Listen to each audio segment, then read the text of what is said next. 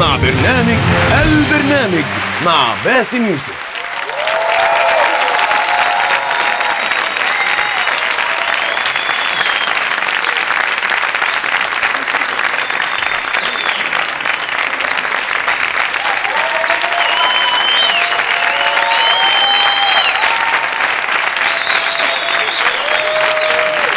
ميرسي. اهلا بكم في برنامج البرنامج. هو انا متهيألي هي مش المفروض تيجي منك يعني. هو انا اللي متهيألي ولا في موزز كتير في المسرح؟ في. انتوا عارفين احنا عادة احنا برنامج بنأجر الناس بتوعنا من نص البلد، فواضح ان الانتاج بحبحيني شويه. ميرسي، شكرا للانتاج. على العموم علشان الناس اللي موجوده النهارده عشان كنتوا بس، فخدمه من برنامج البرنامج هسيب على الباب بره نمره تليفوني لو عايزين. اهلا بكم في حلقه جديده. احنا النهارده زي كل حلقه بنحاول ان احنا نجاوب على سؤال محير للشعب المصري. يعني مثلا تهنئه المسيحيين بعيدهم حلال ولا حرام؟ الاوضاع السياسيه هتتحسن امتى؟ تهنئه المسيحيين حلال ولا حرام؟ وسؤال الاسبوع، البرد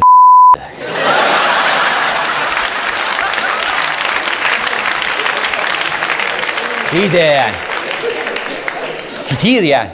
بس الحقيقه يعني الناس مكبره الموضوع. يعني الاسبوع اللي فات كان في ايام اوحش من الثانيه. يعني مثلا كان يوم عفره وتراب، كان يوم مطره وطينه، كان يوم مرسي يتكلم في CNN. يعني حاجات احسن من الحاجات يعني. وفي الحوار بتاع CNN اثبتنا للعالم ان احنا سعداء جدا بجو الديمقراطيه والحريه اللي بيزيد احساسنا بيه كل يوم عن التاني. زميلنا مثلا باسم يوسف عنده 9 مارس القادم، قال لك ايه؟ اهانه الرئيس بقى واهانه الدوله وما اعرفش هيبقى اهانه ايه كمان، وبالتالي عنده ازدراء وعنده بلبله وعنده يعني بلل.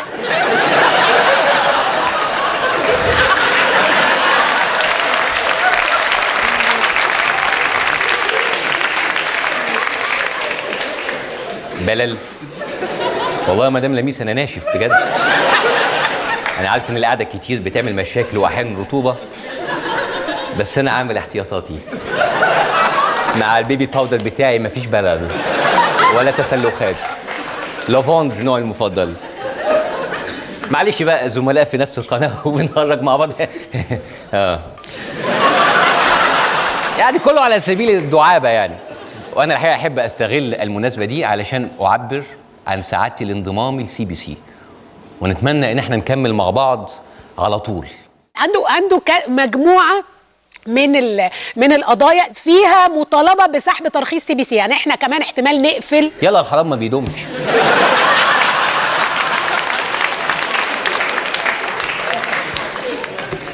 عرفتوا بقى انا جاي القناه دي ليه؟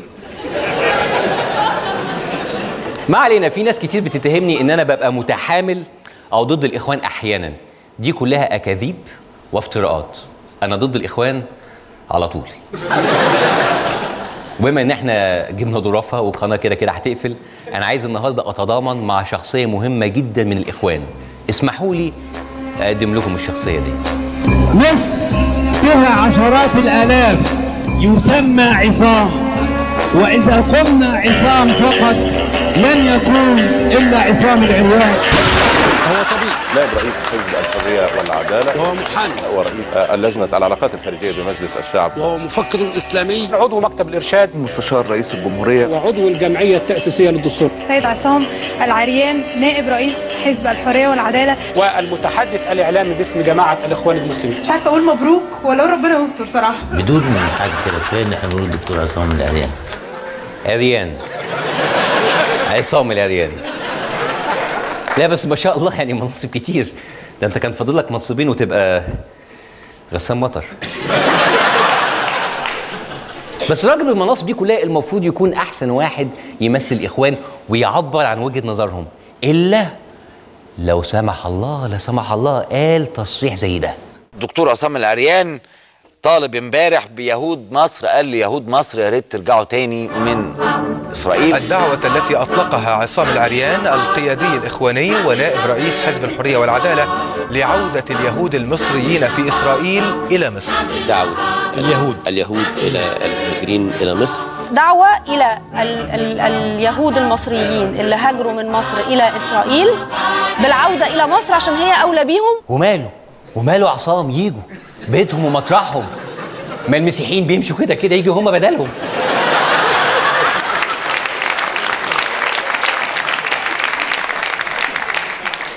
وعلى فكرة اليهود في مصر أيام زمان كانت ليهم تاتشات يعني مش ممكن تتنسي، يعني مثلا عندك بنزيون، عدس، ويمبي، التوحيد والنور، كلاسيكيات كده. على العموم أهلا بيهم مرة تانية في بلدهم مصر، يعني دول ما هيصدقوا غير إن حركة زي دي هتنعش الاقتصاد المصري، هيجيبوا لنا فلوس، هيجيبوا لنا اقتصاد، هيجيبوا لنا استثمارات. يلا بقى تعالوا بسرعة. الهيئة اليهودية بباريس تشكر الإخوان على دعوتهم للعودة، وقالوا احنا بقى عايزين بقى نقعد بعد إذن حضرتك كده قريب أوائل السنة أسبوعين 3 كده نقعد مع بعض عشان نشوف بقى تعويضات اليهود المصريين اللي في الخارج. وتطلب تعويضا 30 مليار دولار. اشرب والنبي ما انتوا جايين، خليكوا عندكوا. حبة كده عصام هم شبطوا. على فكرة بقى اليهود ما ينفعش يرجعوا، مصر زحمة وضيقة ويا دوب مكفيانا. مصر واسعة قوي، مش ناقصاك خالص يا خيري، مش ناقصاك. هلاقي منك ولا من عصام؟ بقول لكم مصر زحمة ومش مستحملة اللي فيها. مصر واسعة قوي، اللي بيحاول يدخلها في أوضة ضلمة ضيقة عشان هو يطلع مناخيره يشم النور، شوية في الخليج شوية في أمريكا. مصر واسعة قوي. حد فهم خالد قال ايه؟ واسعة قوي، ياخدها في أوضة ضلمة، يطلع مناخيره، خليج، وبرنامج أنا للكبار فقط. الأهم من كل ده بقى إيه السبب؟ ليه عصام العريان قال التصريح ده؟ وكان الدكتور عصام العريان قد توقع زوال دولة إسرائيل خلال 10 سنوات. 10 سنين كمان فلسطين هيكونوا في أرضهم إن شاء الله. وكان الدكتور عصام العريان قد توقع زوال دولة إسرائيل خلال 10 سنوات. أنت متأكد من اللي بتقوله ده عصام؟ إسرائيل هتنتهي بعد 10 سنين؟ ليه؟ هتطبقوا مشروع النهضة هناك؟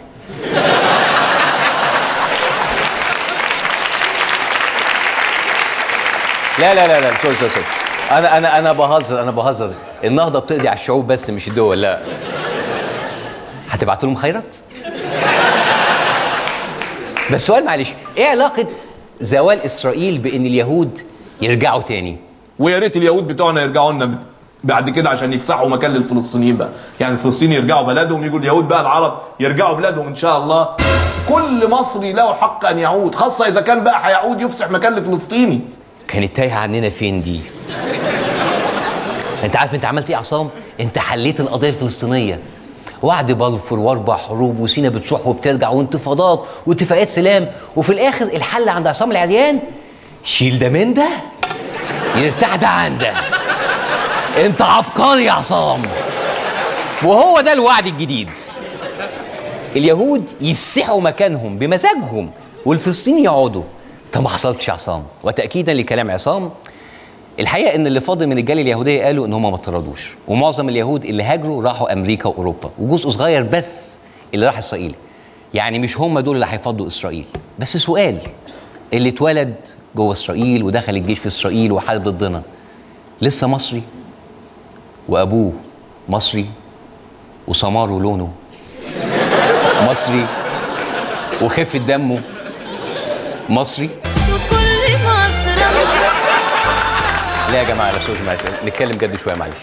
طب ما شربتش من نيلها؟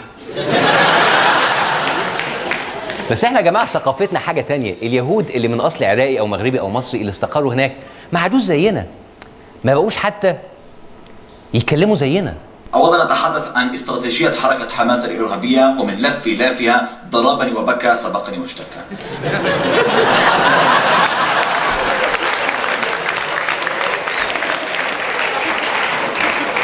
دول بس مش بيتكلموا زينا، دول بيئة. ده أفيخاي أدرعي المتحدث باسم الجيش الإسرائيلي الشهير بخلتيلة تاتا، عينة من الإسرائيليين اللي من أصل عربي اللي وعد العريان عايز يرجعهم ويفسحوا مكان للفلسطينيين. واضح ان اسلوب الحوار بتاعهم هناك اتغير، ومعنا بالاقمار الصناعيه من تل ابيب مبعوثنا للجاليه اليهوديه هناك خالد. ايه الاخبار عندك يا خالد؟ نعم باسم، والله يا باسم لسه مخلص اجتماع مع افيخاي. افيخاي؟ انت تعرف افيخاي؟ يا عم دوت واطي وملعوب في اساسه والله، بس عايش دور الشرسي كده تمام، وعنده رسالة بيوجهها على لسان الجالية المصرية هناك. اتفضل يا خالد. من الجالية المصرية بإسرائيل إلى السيد عصام العريان، بعد تعامل الدول العربية معنا بمبدأ اسمع زراطه ولا تسمع عياطه،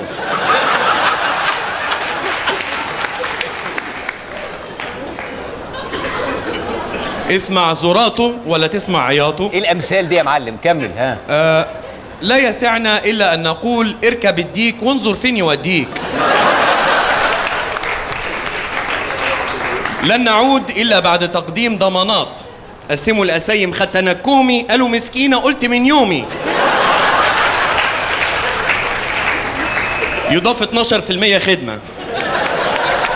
يلا خليكم عندكم العراء المثل، مش هبات في عبة الليلة يا ابويا قال ريحتنا من محتاج. شكرا يا خالد. مستوى الجيش الاسرائيلي انحدر جدا. على العموم انا متهيألي ان الموضوع ده زوبعة فنجان.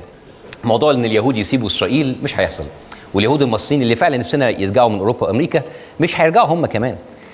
الحقيقه انا نفسي اي مصري بيرجع، بس اذا كان المصري يعني انا نفسي ان اي مصري يرجع، بس اللي بيسافر يقعد بره شويه بيتخون. تفتكر هيتعمل ايه في دول؟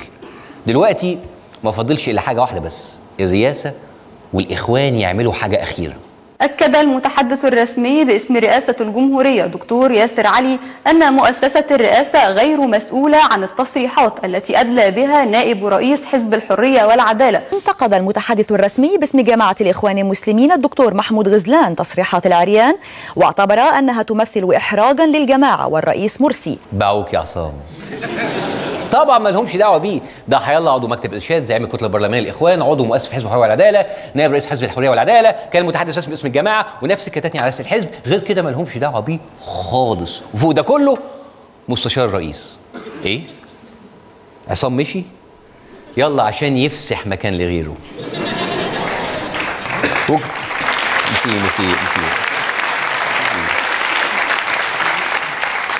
وكمان ما انت اللي غلطان يا عصام. انت ما سمعتش الهتافات المرعبه اللي بتقولها الجماعه؟ خيبر خيبر يا يهود، ادعوا عليهم في المنابر. هتافات تثير الرعب في قلوبهم وبتزلزلهم. من عيون كل اليهود طيروا النعاس، يلا يا عشاق الشهداء كلكم حماس. من عيون كل اليهود يلا يا عشاق الشهداء كلكم حماس. اللي يحط اصبعه في الفيشه يتكهرب بالماس. يلا يا عشاق الطاره واقلعوا.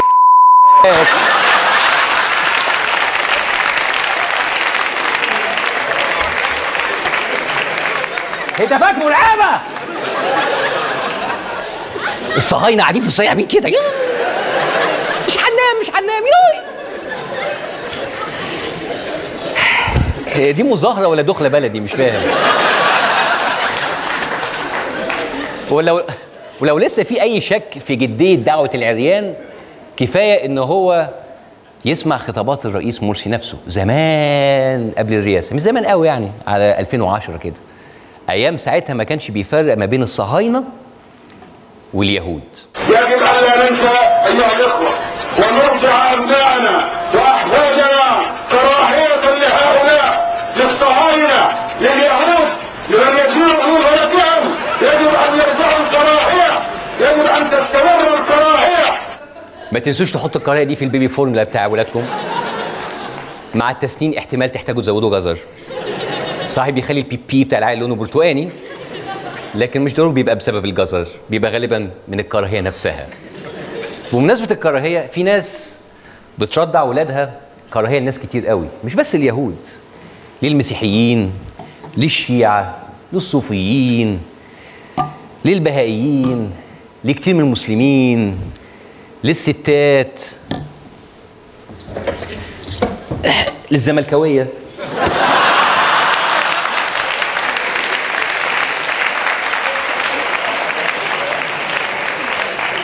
انتوا عارفين عصام الإعلام ما غلطش قوي، لأن احنا عندنا اللي مكفينا. فأنا بقول لليهود هي مش ناقصاكم، خليكم عندكم. احنا عندنا كراهية تكفينا وزيادة. نراكم بعد الفاصل.